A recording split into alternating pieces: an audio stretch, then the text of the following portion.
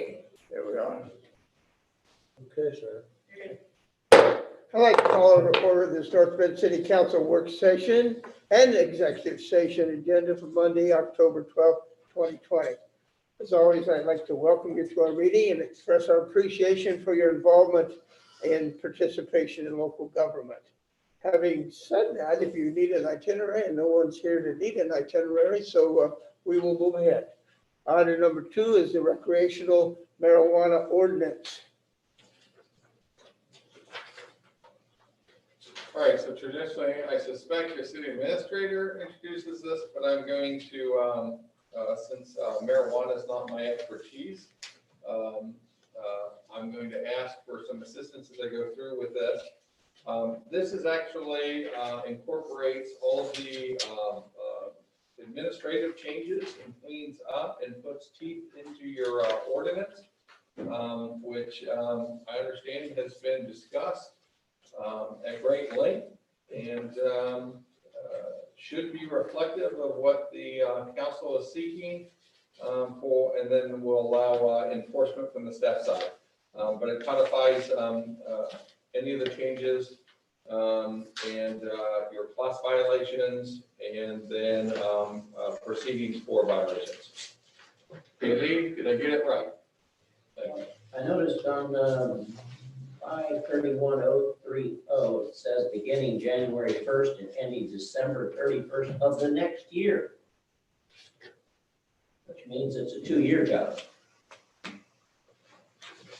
It should not be. It should be Should be calendar of the same year, year. January 1st to December 31st. So we'll strike of the next year. Great catch.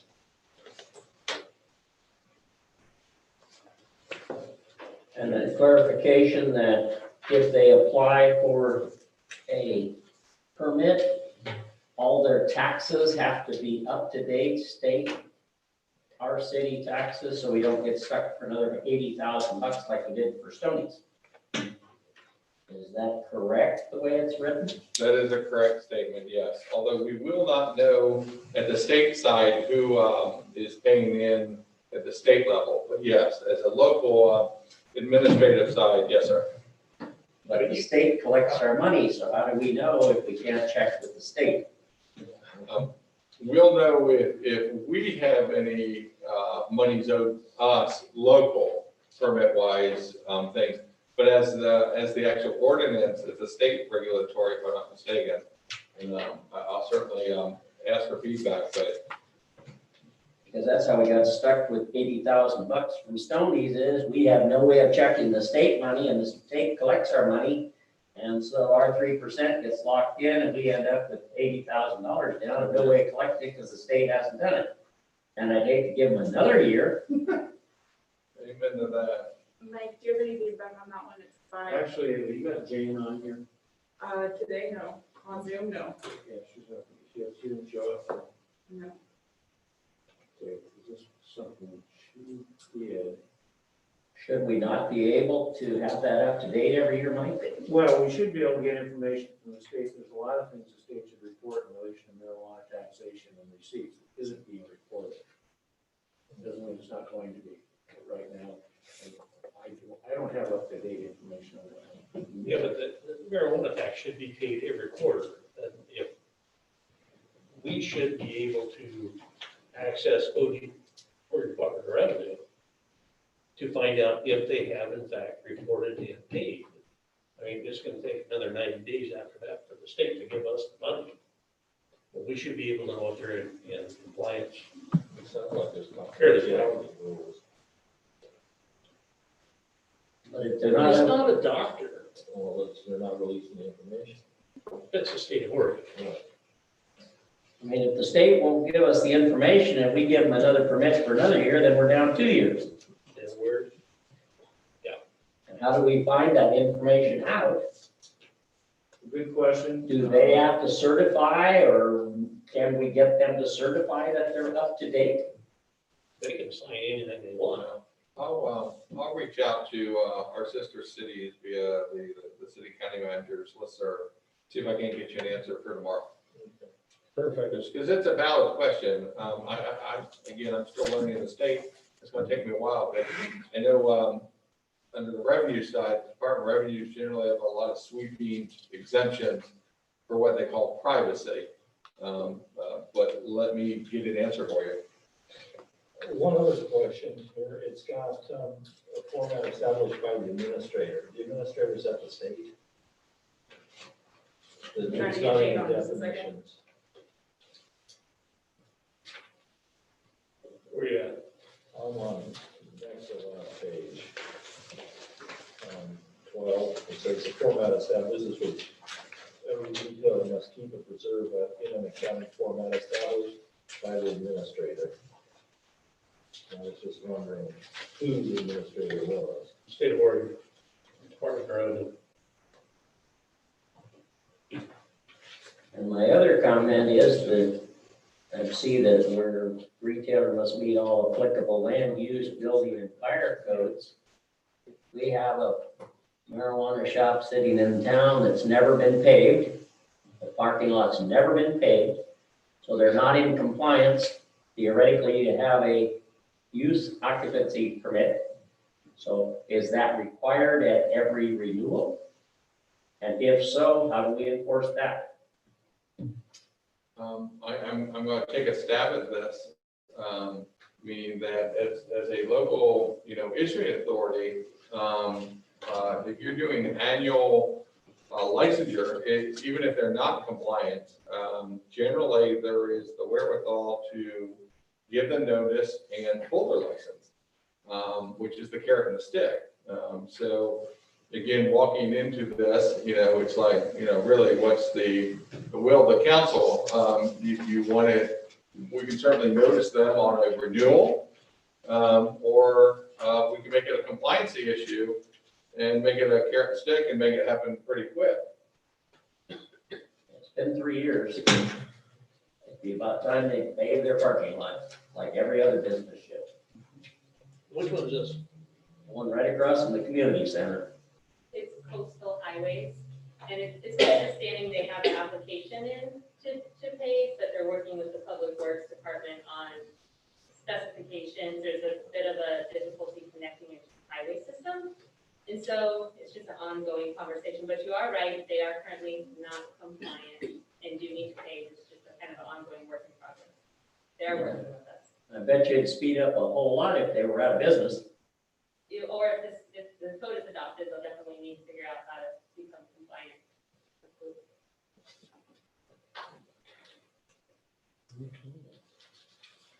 Okay, any other comments or questions? I noticed there was on about 4 pages back, it's on number 13, second to the last page. Retailers shall not be engaged in, and it says that you can't co-locate or share the same physical facilities with a medical marijuana dispensary. I thought that was, the medical and the other could be in the same building. I didn't think they had to be in different buildings. I think that I've read in statute that they are supposed to be separated. I could be wrong, but I think my last reading of it is that they're supposed to be separated. So if they're selling medical marijuana, they can't be selling retail? I don't think that's right. We could definitely go down to those, but I think that I. We'll do that in the last, Jane. Jane has been working on this. I'm trying to get her on the Zoom right now. Jane says. Which means that any other marijuana shops couldn't be selling medical marijuana. Which means all of them are out of compliance. That's what I'm saying. Yeah. So, I mean, if we're gonna write it down, we wanna make sure that we do it, and if it's wrong, then if we're allowing it both in the same, which I don't have any problem, we're gonna sell one and sell the other. Sure. But we've written it down, so it's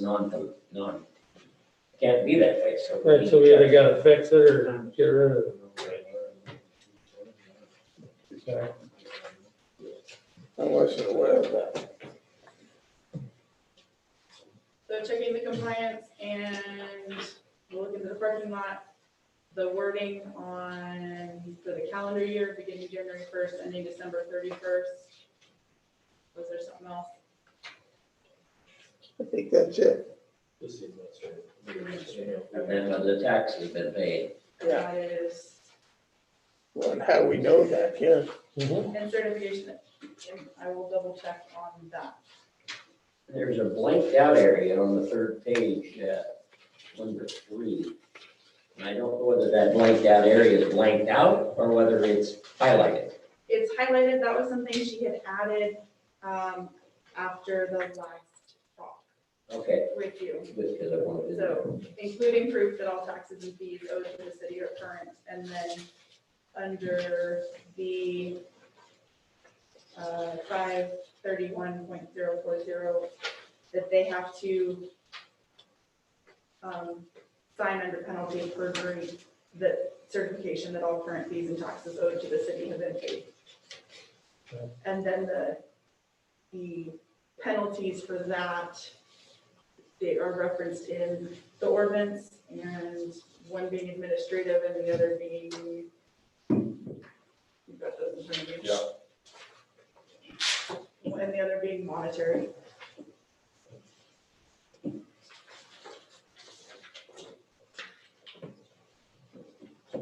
Okay. Anything else? What's the date? When are they next up? When are they up, all of them? They're for renewal? currently on a July 1st to June 30th cycle. That's an awful long time to have to wait. They didn't transition with the business licenses. So they're on fiscal year. Correct, at this time. Hi, Jane. Hello. They've got a couple questions. I think I heard some of them, but YouTube is a little bit off, like just by a few seconds, and I wanted to turn that off so I didn't do feedback stuff through you guys' sound. So go ahead and hit me. I'm ready. Okay, Mike, you want to give me your questions? Well, yeah, I've got a couple of them. The third page of the packet, second page of the ordinance draft.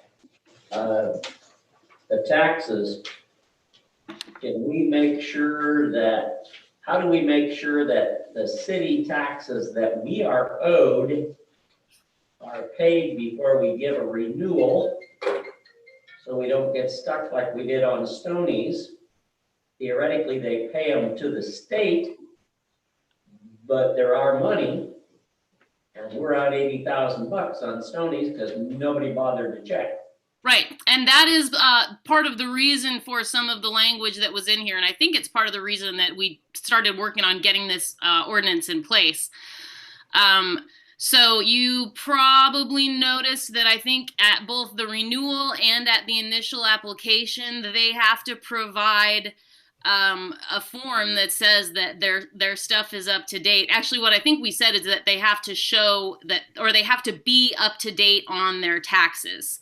And we could investigate the best way to verify that. I'm fairly certain we could contact the Department of Revenue and just make sure, like, let them know this is, a requirement that we have. Can you verify that this permit seeker is telling the truth? Or potentially we can ask them to get something from DOR that says we've submitted this.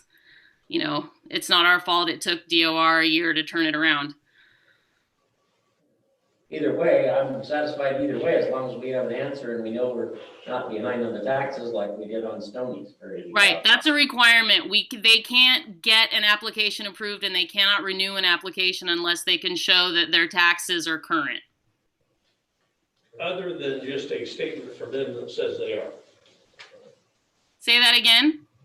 Other than the statement from them that says they are current. I mean, it's not written really that specifically in the ordinance, but yes, what we said in the ordinance is you need to be able to show this. If we want to get really nitpicky with them about exactly how they prove it, we can dig into that, but it seems overly detailed to put in the code. We can tell them we'll take this or this document as proof. Is that any sort of violation? Do we do the same thing for other businesses? We don't, but the marijuana seems to be regulated very similarly in general to alcohol, and that's kind of the justification for being able to ask for a higher, more regulation, more oversight.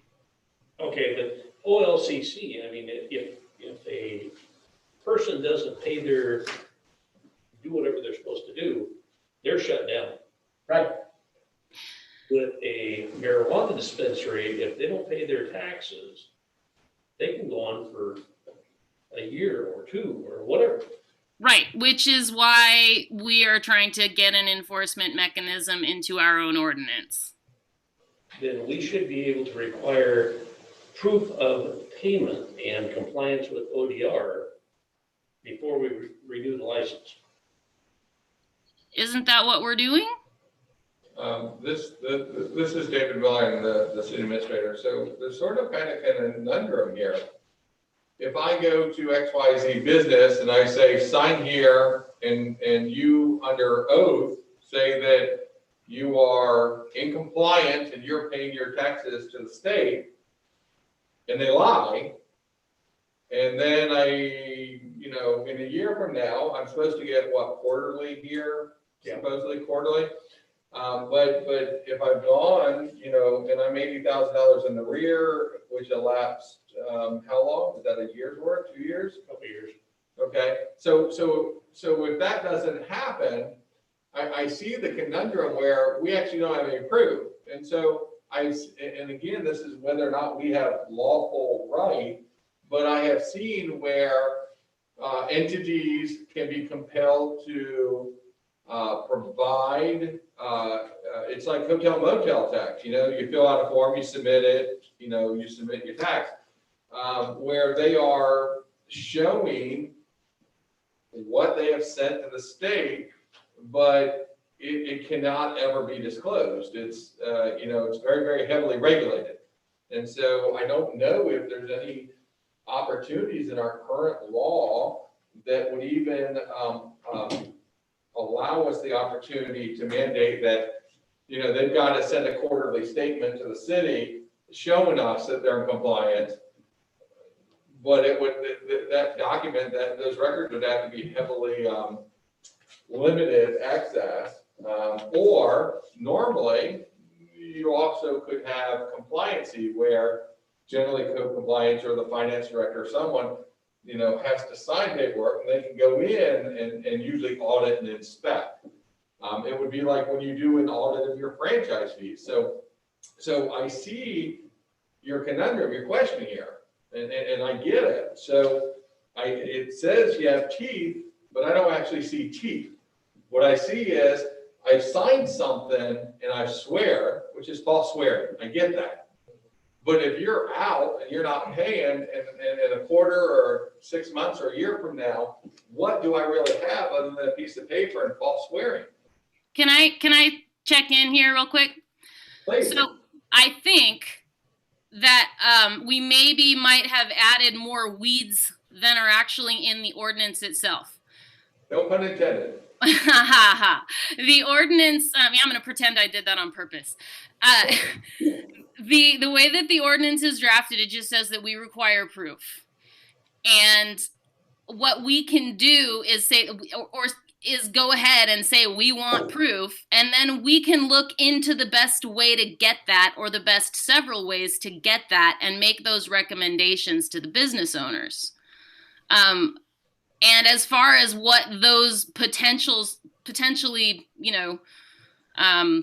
what that potential evidence winds up being, yes, we do need to be very careful about what gets released, because there are a lot of rules having to do with the privacy of the marijuana businesses. But I did look, believe it or not, when I was drafting this, and really, I wanted to find something that's told me either we can do this or we cannot do this. And surprise, there isn't anything.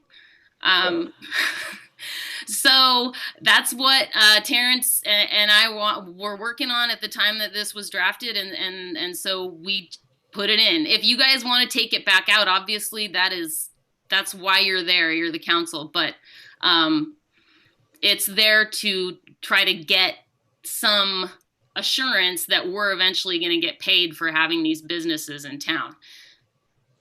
So to summarize, this is David again. So to summarize, what I'm hearing from the council is they want the teeth, but it seems like we are in uncharted, untested territory as far as the legality of asking. So you generally put it in, and you force their hand to either challenge you or otherwise. And that's really up to the council to decide. That's always a risk mitigation. And then if they are filing something to the state, there is a form that they're filling out. They're either going on online or something. There is something, they're getting a receipt. Sorry, or I something. missed the last thing that you said. So Hello? Well, I know some state agencies used to require like PUC, place a bond, and if you forfeited, then they went back and did Something, because I can imagine that everyone's having the same problem. That tax you. I do know the marijuana dispensaries have to file a monthly payment voucher and a quarterly report. So like I said, I think my best ammunition is to very quickly reach out to my counterparts here in Oregon and get some quick answers as to how they're doing it, because, and the same thing, usually, city attorneys can do the same thing, because you're not recreating the wheel. Everyone generally needs teeth, because we're not the only ones that probably, get hit up with $80,000. So I see the conundrum. But right now, we got to get over the next hoop as to what that proof is.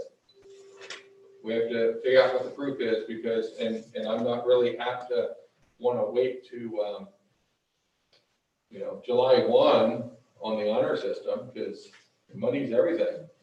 We've tried the honor system. That doesn't work for $80,000. So I mean, the state won't tell you whether they'll give you the numbers or not?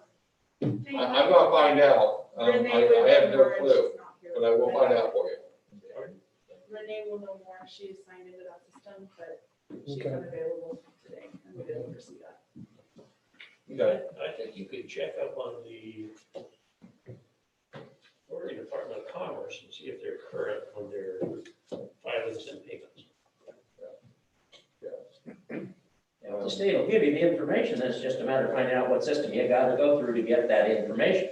I'm gonna say that you won't know what the last quarter in the year is when they apply for January 1st. You're not gonna go to the last quarter, but I'd like to know that they were current for the first 3 quarters. I think you can access that through the state of Oregon. We'll have some answers for you for tomorrow. Thank you. Awesome, thank you.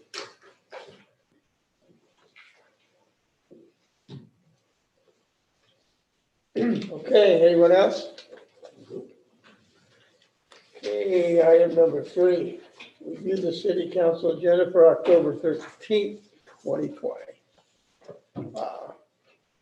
Oh, Rose has been here 20 years. I didn't know that. Whoa, that's amazing. So we. Yeah. Hey, You lost. That's even more amazing. yes, that's, yeah.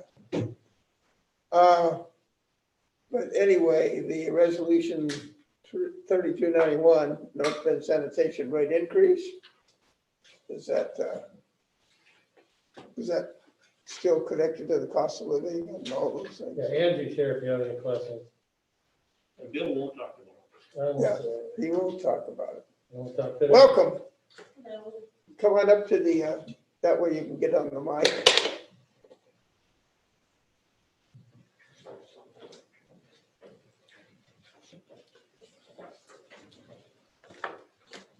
Welcome. Hello, my name is Angela Mott. I work with Waste Connections, North Bend Sanitation, and I just came today to have anybody had any questions.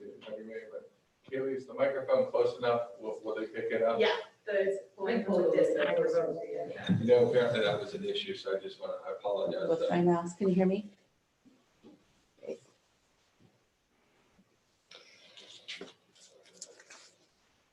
Okay, so the question was, and staff has walked me through this.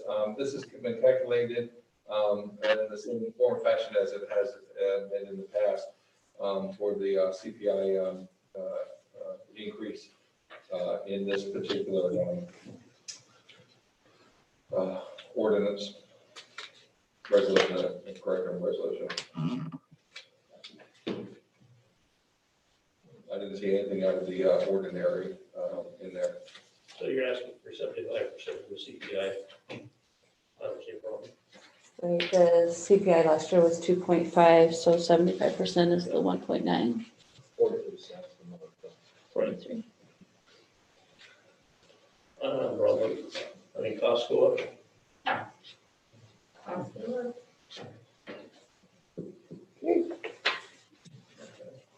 Any other thoughts, questions? Okay. Thank you, ma'am. You're welcome. Item number 7 is Resolution 3292, a resolution of the City of North Bend declaring certain personal property to be surplus property. Mayor, members of the council, good afternoon. This is a request for the surplus of 2 items from within the police department. The first is a Glock Model 22. It's a 40 caliber duty pistol. This surplus comes at the request of Tristan Smith. Tristan Smith resigned September 13th, 2020 as a North Bend police officer and carried this as his primary duty pistol during his honorable service as a North Bend police officer. He was comfortable with this duty pistol and has asked to purchase and take it with him as he continues his career in law enforcement at the Coos Bay Police Department. The cost for a new Glock 22 to replace this item was quoted at $414. Staff recommends approval of this surplus and its subsequent purchase by Tristan Smith for $414 by transfer from an authorized federal firearms license holder.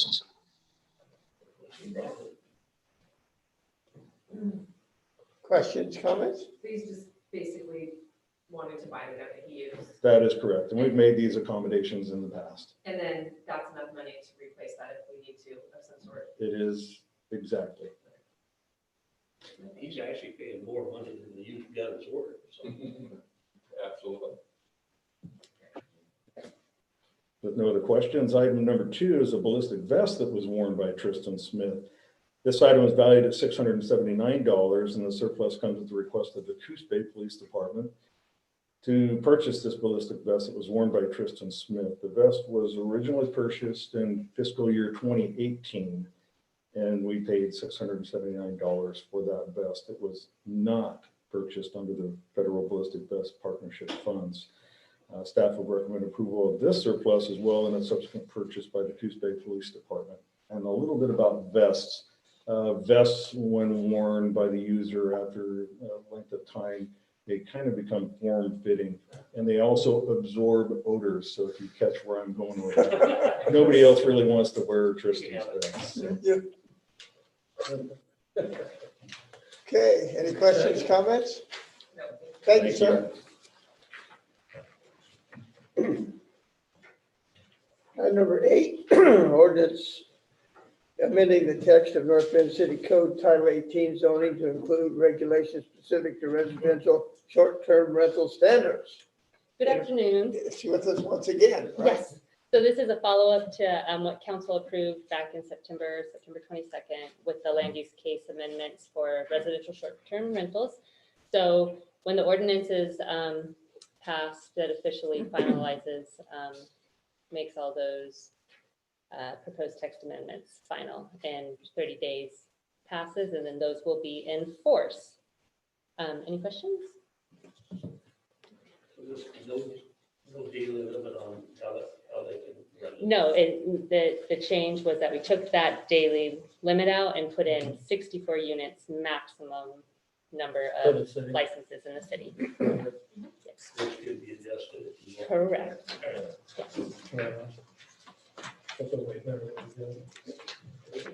Address it that way.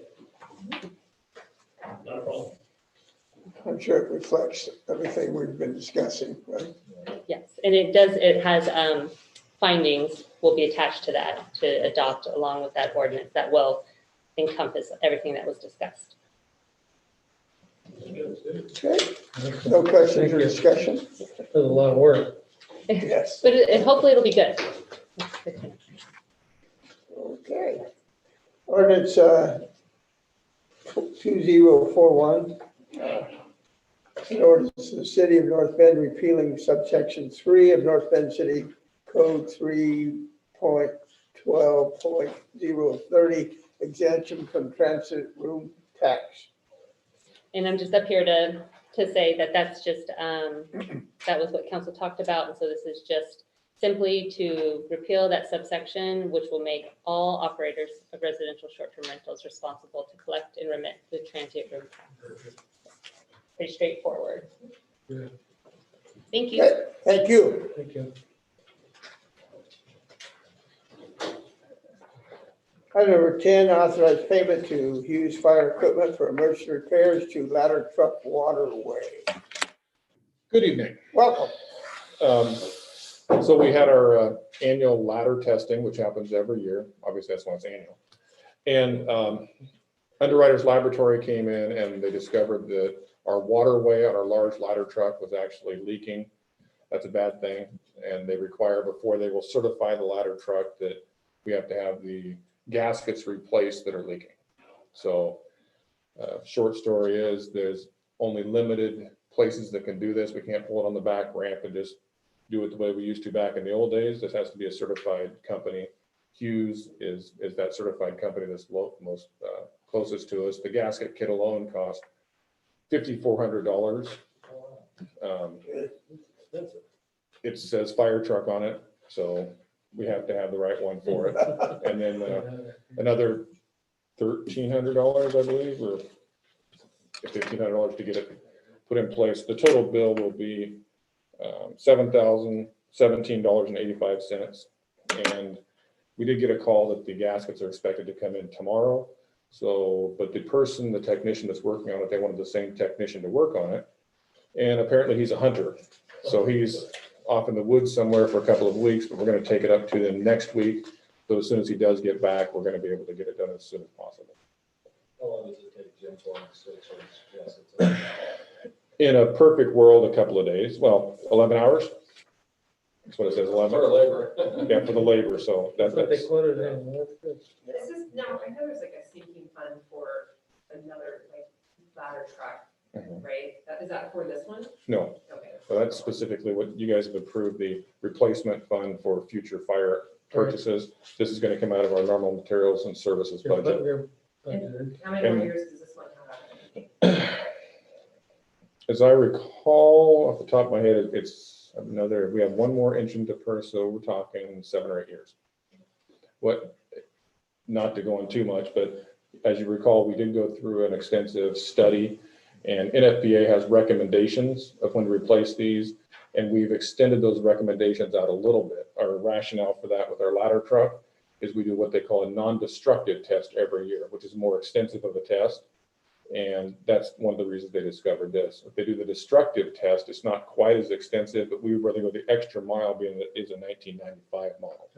And you had some work recently done on the swing gear, isn't that correct? Yep, we did. That was about $15,000. Correct. So that's good stuff too, so. Yeah, it continually adds up with an aging fleet, but we're talking $1 million for a new ladder truck too. Right. So we can spend a little bit of maintenance money as long as we understand that it's going to cost us as they get a little bit older. So we are recommending approval of that bill. Okay, Okay, thanks. thank you, sir. Thanks, Chief. Item number 11, emergency pump replacement authorization to purchase a new return activated sludge pump. No, Ralph? I can be, not that I'm an expert here. Yeah, Ralph will be back. He is requesting, and it looks like, this one is a new pump from, fund, well, the amount will be $27,607.14. The money would come from the wastewater fund for equipment. And I don't know if you guys, after reading that, have any questions about it. Okay, so it's not my expertise. but I think that it is needed so that we can monitor our wastewater 24 hours a That's day. a pretty good idea. And if we ask for to modify to replace it with another manufacturer. Right. You're fine. That makes sense. We don't want that sludge. And then his other one is a repair, same deal. The money would come from the wastewater fund for equipment, and this one was a failing pump, it sounded like. That they sent it to rebuild and it hasn't been done yet, so they want to repair it. So repair $9,000, buy a new one, 26. Pretty simple. Is this one already, was this the one that we do that emergency? Yeah, so this one's already been moved forward. We Yeah. just need council Oh, directive approval. Uh, For both. Because the other one had a substantial lead on getting that. And so if we lose the other one, we have to go into a manual pump situation, which would require 24/7 staff on site. But there was like a 15-week lead time, I believe, on that pump, so we had to move on it. Yeah. I say we, I wasn't here, I'm just reiterating, but I take full responsibility. That's all right. That's One good. with the I'll team. take it, if you cook your shirt for 2 weeks. No one pass no bucks here. That's fine. We're all good. Okay, thank you, ma'am. Thank you. Okay, we took care of the pump. Acceptance of CARES Act grant, State Library of Oregon, ma'am. Good afternoon. Good evening. The library has been approved to receive special CARES Act, so COVID-19 related funds in the amount of $7,575 from the State Library of Oregon and the Institute of Museum and Library Services, which is the federal entity responsible for libraries. We will use these funds to purchase Wi-Fi hotspots for public circulation, which is really cool and exciting. That would be a new service for our library, along with some staff equipment for virtual programs and services. There are no matching funds required, and so this is just a pretty clear-cut grant. So staff recommendation is that council accept the funds. I have a question with how that works. So it's a Wi-Fi hotspot that they check out, Yes. and then if they have access, so I've been thinking about, I know the library is a place that people go to if you have somebody who has lack of housing or a computer and they're searching for a job. Yes. And so since you haven't been open to the public, that is not a resource that people have. So this is a way for somebody, if they maybe had a mobile phone, they could connect to the Wi-Fi hotspot and use that. Yes, so we do have reduced hours. We are open now 4 days a week. So, and the Wi-Fi network for the library is open at all times. These hotspot devices would work on local cell phone networks. And so someone would use the device in their own either home or if they have an unstable living situation wherever they are, and they would connect their personal device to the hotspot to have internet service that would not use their personal data. So that's the advantage to that. The devices, we still have to determine what our circulation policies will be for them, but they'll be checked out probably somewhere around 1 week at a time and no charge to the library user. Do we check out laptops? Is that something that those computers to be checked out? We do not check out devices at this time. We have several other pending grant applications that we're working on, and if we're able to receive additional funds, that is a project that we would consider. Of course, with any sort of technology, we have to consider safety and security of the devices. So that is something that we're looking into, though. Yes. Yeah. What happens if they keep the Wi-Fi device? We turn it off and it is disabled and it no longer has any value. How big is the spread for the Wi-Fi? So for a singular hotspot, how far is the signal that it puts out? In my experience, you usually have to be, depending on the strength of the cell phone network in that area, you have to be in the same house. I would say within probably, 100 yards to get that signal, depending on what sort of environment you're in. Are you in a house? Are you out in the open? You know, that sort of thing. I've heard about Wi-Fi spots. I mean, does the library or the city have the ability to generate hotspots inside the city of North Bend? And if so, what's it cost? I mean, with this virtual learning thing nowadays, I mean, a lot of people don't have Wi-Fi. What would it cost? Any idea?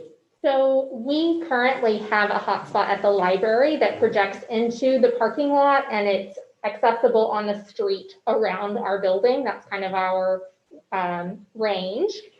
And that's a part of our regular service that we offer. It's parlayed off of our existing Wi-Fi network. I'm not sure of how much it would cost to add additional spots.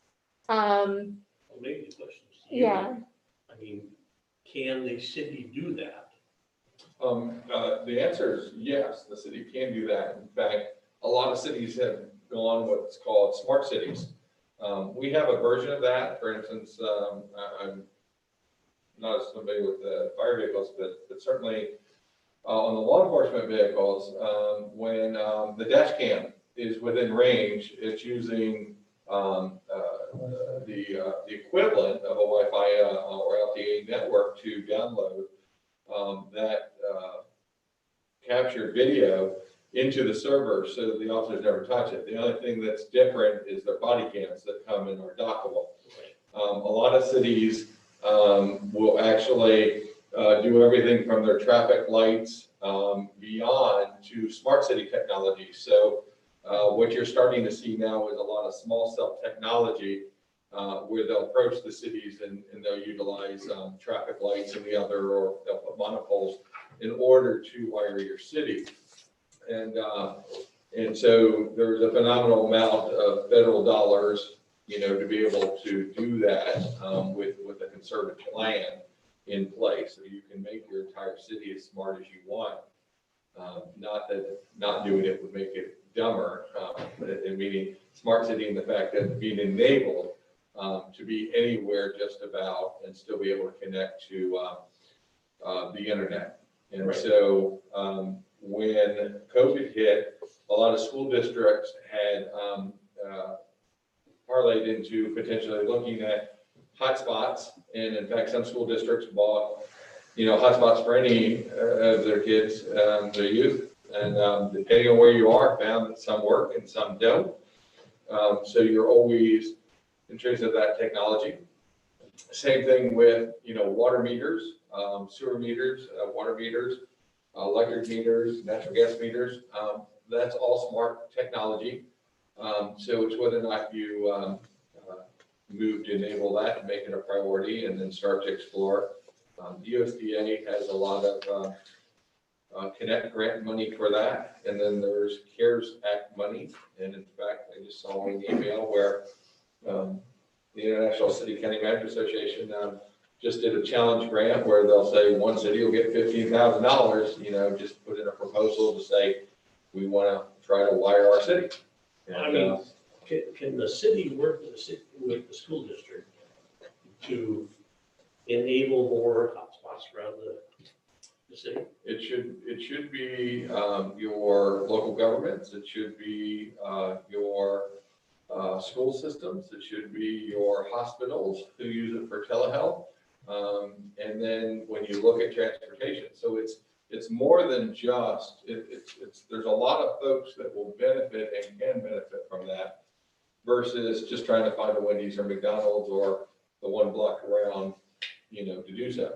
Yeah, but can we as North Bend try and meet with the school district, whatever else? Because I mean, this virtual school system is going to be here for a while. And we have been in contact with the school.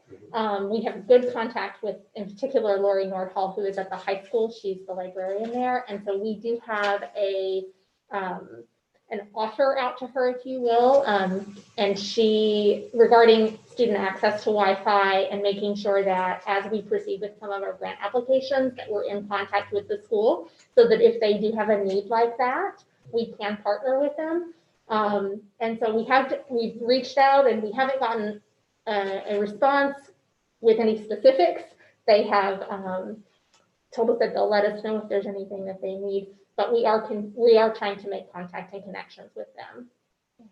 And then from the city standpoint, I will tell you that I sent a communication out to the department heads on Friday after our department meeting.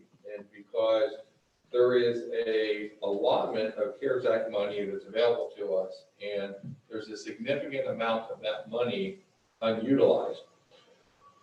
So I put out a query out to our sister cities and said, okay, what are you all applying for? And I got great feedback, and then I shared it with staff, and then I know that there's been a follow-up with IT.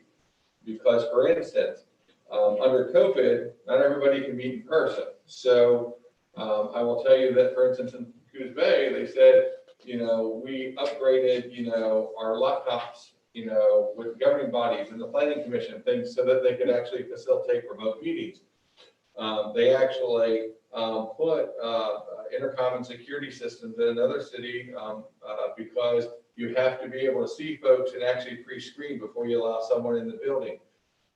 So when you look at our physical facilities, where they can't have people in, yes, we could make all of them hotspots, if you will. And in the interpretation of the information that I got from the state, and also from folks at Coos Bay, it's all legitimate purchases. So you can either just hand that money back, or you can actually use it and do something with it that is otherwise not budgeted.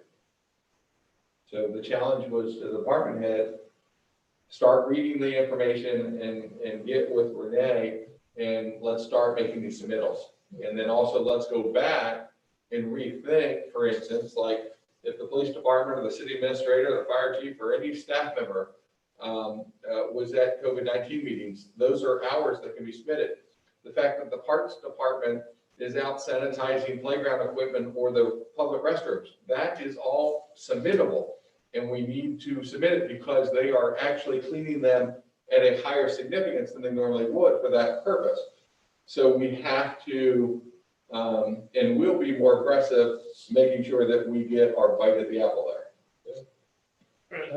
Just one other quick follow-up. You mentioned the schools and access for students as being a priority. If we were to make additional applications, are there particular parts of town or areas in which you think it would be beneficial to have increased Wi-Fi access specifically? We have to do more research. I mean, downtown, for Wi-Fi for kids, downtown doesn't do much. Right. It's got to be in Simpson, Airport Heights. Residential. We're, our high-speed internet will be hooked up at the visitor center within the next week. And with that comes, we already offer Wi-Fi there, but we'll be able to put an access point and offer it in the park as well. So. Well, I just think, given the situation we're in, if there's monies available out there that we can yeah, let's find it. assist the school district, let's do it. Do we look at like where the school's sort of boundary ends? Mhm. I try to think about like, there is still sports happening, and I'm picturing kids kind of doing some homework while they're waiting for Yeah. some sports. Like Yeah. if that part isn't covered by the school, like by the football stadium Yeah. or past it, then is there a way that we can pick up pieces of that? Yeah, but School District 13 goes Hauser, Yeah. Yeah. side of the day. Yeah. Some of those people may not have access. They may have a laptop given by the school district, but if you don't have Wi-Fi, you can't do your work. Thank you, yeah. From the other side is, what kind of feedback are you gonna get back from Charter and the phone company about giving free Wi-Fi out so you don't need their services anymore? Their problem. It's always a good question because nothing is free. We It's still have to pay for that bandwidth. Right. But the thing is, it's their problem. Yeah. If they don't want to provide it to the people that need it in this time with COVID, Well, and that Too business bad. model is gonna have to change. I know a lot of kids who can go without having a self-service plan, because they just sort of go from one hotspot to another to get their messages and communicate with their family. So I mean, that's their business model that Charter's gonna have to look at. But if I had free Wi-Fi, why would I have charter? There's a lot of people that are Why doing would I that. have my phone? There's a lot of people that are not having phones anymore and that are doing, just jumping from Wi-Fi to Wi-Fi. Yeah, and we're able to throttle the stream level. So there's a certain amount of bit stream, before you can actually like download a movie. Meaning there's enabled abilities to throttle how much you can download and how fast. So from a perspective, if you travel to an airport or you travel to a hotel, in airports, you opt in and they generally are partners. So for instance, like Xfinity in a lot of these communities have already turned their device that you're paying for in your house into a hotspot. So that as you're traveling in a neighborhood, because I'm an Xfinity customer, same thing UVerse and AG has done, same thing that Charter's doing, is that you're actually utilizing their backbone, but I'm nowhere close to my house.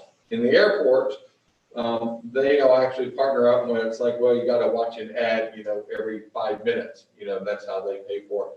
In hotels, it's like, I'll give you a slow service for free, but if you want the premium, you need to either be one of my platinum members or you pay a little extra. So it all depends on what the model is that the community has an appetite for. But you're absolutely right. This is one of the areas that I have expertise in, and that is that folks are getting rid of home phones. It's only a matter of time that they're obsolete because, and then you look at the cellular service. When you look at the phone business, it's like almost the airline industry. About every 7 years, they've got to rechange some of their technology, and it's cost prohibitive. Where we will and are headed, despite what anyone thinks, will be 100% streaming via these monopoles and dipoles in the community. So even these cell towers, they're negotiating all of those because they are all now going obsolete. And you all hear 5G, take that out already, because they're already, 10G is already in there, and then 20G is already under development. So how we all live will drastically continue to change. There's just nothing that's going to slow that down. So there are answers to your question, which are valid questions, which is why you do partnerships. So that before you would just roll out a Wi-Fi network all downtown, it's like, is it beneficial, to say Charter or some other to partner with us because they want to serve their customers. And if you're a Charter customer, you get on that network free versus we just have it out there and we're paying for it, meaning the taxpayers are paying for it. And it's just out there and it may not be the fastest and it may not be the greatest. It just exists. And it gets thrown. Curious what kind of numbers the city is talking about to do something like this when we have enough problem balancing a budget last year. And we're going to put another project in that's going to cost us some more. And that's why you do your business plan. And so to my knowledge, there's nothing right now where the city's going out saying, we're just turning on anything that's not already turned on. What we are doing is we are looking at, can we expand? And is it a partnership where, because you can't expect the taxpayers to absorb, it always has to be some type of partnership, whether it's with the school. I just asked or the the question, business. can it be done? What's our cost? Yes, Very maybe good then we don't know the cost. And the answer is yes, right? You can Absolutely. do it. Okay. It costs money. Yes, and figure out who's going to pay for it. All right, do you guys have any other questions about the grant the library is receiving? Yeah, back to the grant. Thank you. Yeah. Yes, sir. Is the library currently taking these books? No, we are not accepting donations at this time. The Friends of the Library have a limited capacity to handle materials at this time. We have a limited capacity to host volunteers, so we are not accepting donations at this I have time. donations always. Yes. Materials donations, not right now. But they prefer, because of COVID, that it be laundered, I understand. Thank you, Wait for ma'am. money. Okay. I've not heard of any other business, so we will move right on to You the, have to one, the comment. yeah, one comment. Yeah, I've got a comment here to read. Do we have a live comment? No. No live, okay. I will read into the record this letter from a citizen. Mr. Mayor and City Council members, for the following reasons, I request that the North Bend City Council postpone any final decision of disc golf at Ferry Road Park until 2021. The mayor stated at August 4th, 2020 Parks Advisory meeting that this process should be slowed down and that it was possible the decision would not be made until the new year. He restated this at the October 5th, 2020 meeting, suggesting that it be tabled until after the election and into the new year. Number two, there's not an agreed upon course layout with details for placement of tee pads, signage, and baskets. 3, Brian stated at the August 4th, 2020 Parks Advisory meeting that he is an avid disc golfer, retiring soon and sees no issue with the proposed course, which moves into all areas not currently defined.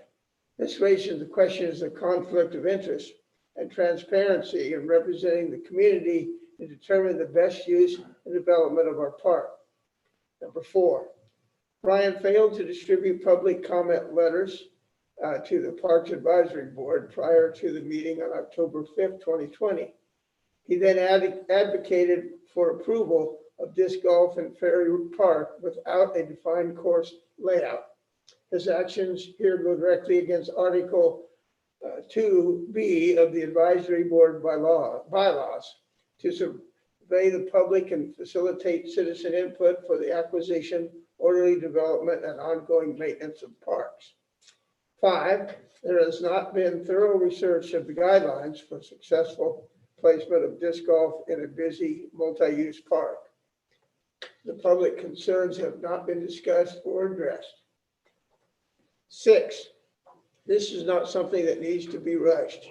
It is controversial and greatly impacts a highly utilized park. 4 people at the Parks Advisory meeting on Monday stated that they were tired of this dragging on and wanted to make a decision, which led to the Parks Advisory Board making a motion to take it to council for review. Mayor Weatherill pointed out that there's nothing to take to the council as there's still no agreed upon course layout and details. I believe our community will benefit from a carefully placed tournament-worthy disc golf course. However, transparency of the exploratory process has not been met and should not be rushed. We have amazing parks, and I appreciate that the city is taking time to reevaluate the impact of this decision. Sincerely, Andrea Sharman. Question, so tomorrow night at the council meeting, will we have an update from the park committee on how the last meeting, what was discussed at the last meeting, or where we're at with the project? I assume so. Brian is, I don't know where Brian is today, but Brian usually makes that report underneath the committee reports. But if he is not here, I attended the meeting, as you can tell. And yeah, we can discuss it and you'll hear what transpired there. You also have another meeting scheduled on the 19th. 19th, yeah, there's a minute. And as I understand, there'll be a layout of the course. The concern I had was the fact that it was all talk. You know, people say, oh, we're going to compromise and we're going to do these things. And nothing really had been substantiated as far as detail. But what I am led to understand is on the 19th, we will meet at the park and it will be laid out and we'll get a good review of that and see what's there. Okay. Is that at 4:30 on the 19th? 4 o'clock. 4 o'clock. Yeah, we'll be advertising that. We went out and shot a little video. This is part of our transparency of what's going on in your community. So we did that this morning. Once I've got it edited, we'll have it placed on social media. and let folks know that the meeting's at 4 o'clock. It's an advisory process. At that point, if the advisory board does move and agree to further it, it's then a recommendation to the governing body. The governing body has one more meeting prior to the election. And so it's up to the governing body to decide whether or not they want to entertain or even do anything with that recommendation or fund it. That's always the will of the council. And is the video of the potential course? There will be a map. A part of it is to explain to folks what the project is. We actually show a couple of the where the pins are, because if you go out there and you see the little, are they pink or orange? I forget. Pink. What they are. So we were actually at number 1, number 2, and then the alternate 3. And then I actually met up with a couple of the disc golfers who just went up and said, "Hey, you mind if I ask you some questions and videotape you?" They said, "Sure." They were actually a couple that relocated here from south of Seattle. The gentleman had gone to work at the casino for a little time, and so they explained it in simple terms to me because I conceptually know what it is, but they did a great job and let me do that. So, once that's packaged together, we'll put it online. It's not designed to advocate or sway. It's designed to inform. And what platform are you sharing on? Which social media? We would like to put up we'll pull that off. We'll either put it on YouTube and then share it on the city's website, or we're going to launch what we call a business Facebook page where we can post content so that our Facebook page does not become a public forum. We have no intention of wanting to create a public forum. We want to be able to disseminate information. So, so either way, whatever happens, if you're signed up for the city's alerts, when Kaylee sends that out, you'll know what forum and where you can watch it and click it on. And then the goal is to put on the website, I'm told I'll have later this week, the actual final map that will place so folks can actually see where this layout is. And then the goes key, into the process. the key to remember is that it is an advisory board. They will not be making a decision. The only thing they'll decide is whether to pass it on to the council itself. So, Yeah. Okay. I see we had a letter to us from Jim Toffmeyer in our packet today. I had sent on mine. Maybe I'm late on it. We haven't been requested to read that, have we? No, No, it did not come through. I didn't think so. Maybe I'm late on it. It might have been, 30th, nothing ever happened on it, so that's why I'm yeah. about putting in a square in on the, I don't know what they call that area out The there, Grove, or whatever they call it. the Grove. Yeah, the Grove. Is the letter just inform us, or is it going to the discussion with the parks? It doesn't. It doesn't really speak to the disc golf course. It talks about. Well, that's where one of the pins is Yeah, supposed to be. I think it does speak to it subtly, yeah, because they want to develop that area in the Grove, which is the trees down below the park. And so, yeah, and he submitted that a while back, a week or two anyway. So September 30th, so. Yeah. Is it something we're I discussing? mean, we haven't discussed it at the last work session / He introduced it at the meeting, Mike. At Yeah. the Parks Committee meeting, that's where it first came. It came from the Parks Committee, yeah.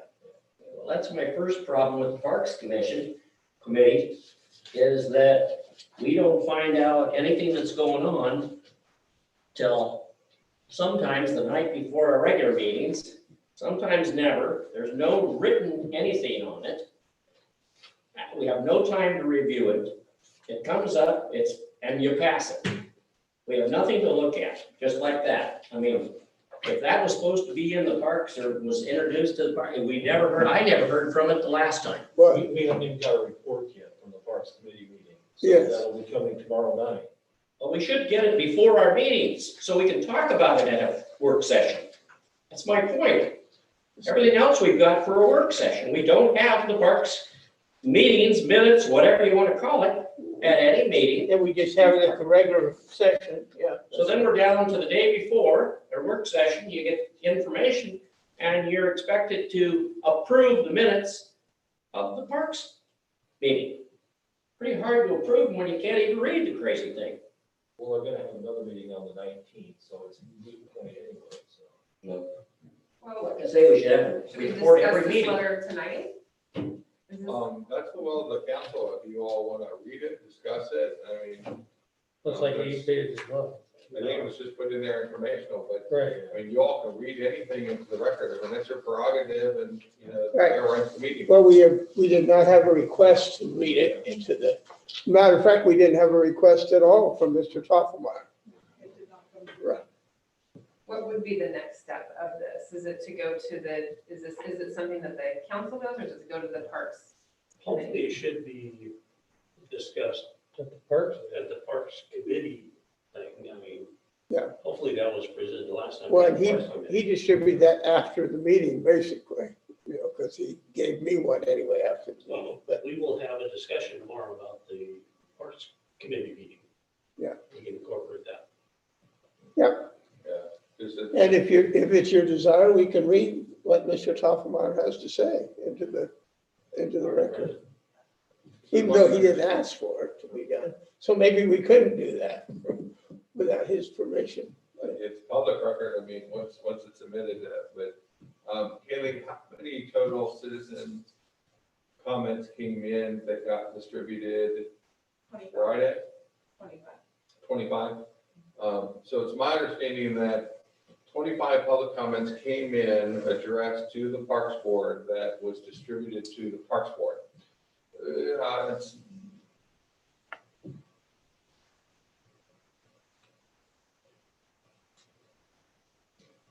trying to choose my words carefully, is that,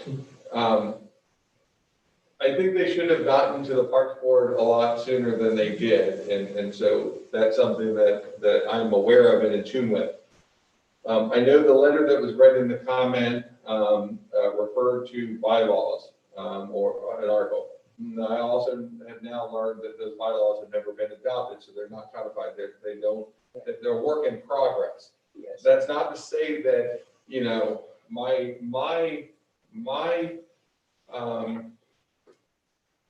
past practice has been that, the council appoints advisory boards to advise the council. And so that you should hear that information back, and recommendations back. And so advisory boards will tend to toss a lot of spaghetti at the wall and hashtag things, but ultimately, the democratic process is to allow them to make a recommendation. So I think that for whatever reason, transition, change here, that a couple things must have gotten dropped. For instance, these didn't get in time. So when they held the meeting Monday night, which I participated, they didn't have it. It came up after. I wasn't even aware of them, so when it came up, I was like, oh, okay, that makes sense. But, the leadership of the mayor said, hey, we don't have a plan. And so, we heard a motion for a call meeting. And so in my dialogue, anyone that's reached out to me, I focused on, let's try to reset and reset the clock and fix things, which is, let's get these documents out. They're going to be at the park, which is always a great place to park. Staff will make sure that the course is marked out, because what's on paper isn't always the same thing when you're out there. And then let's go ahead and educate the public that this called meeting is coming up, and this is what disc golf is, and you're more than welcome to go out. And advisory boards, whether or not they hear the public is up to them.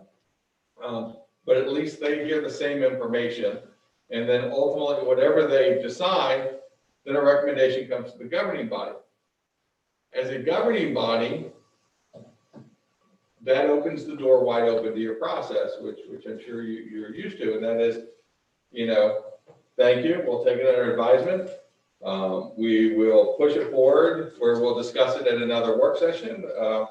We like what we hear, you've given us everything, we're gonna take action. That's always your opportunity to decide what collectively you all want to do. And like I said, you're on the verge of a change of some leadership. That's new to me too. I got lots to learn. Usually our folks, get sworn in January 1. But it's like, whoa, this is going to switch real quick here. So again, you're a team and you're a governing body and you got a democratic process and you represent folks. And so you'll have that opportunity. We just want to make sure that the public is aware of what's happening, why it's happening, that it is happening, and that they can get involved in the democratic process if they so choose. And apparently, about 24 folks have. All right, so that information will be available at the next, on the 19th, right? Yeah, Okay. yes. And those letters are always available. If anybody wants copies, just because we send them out to the parks, if the council wants, we send them to the council. Is that the same 25 letters that we got last time?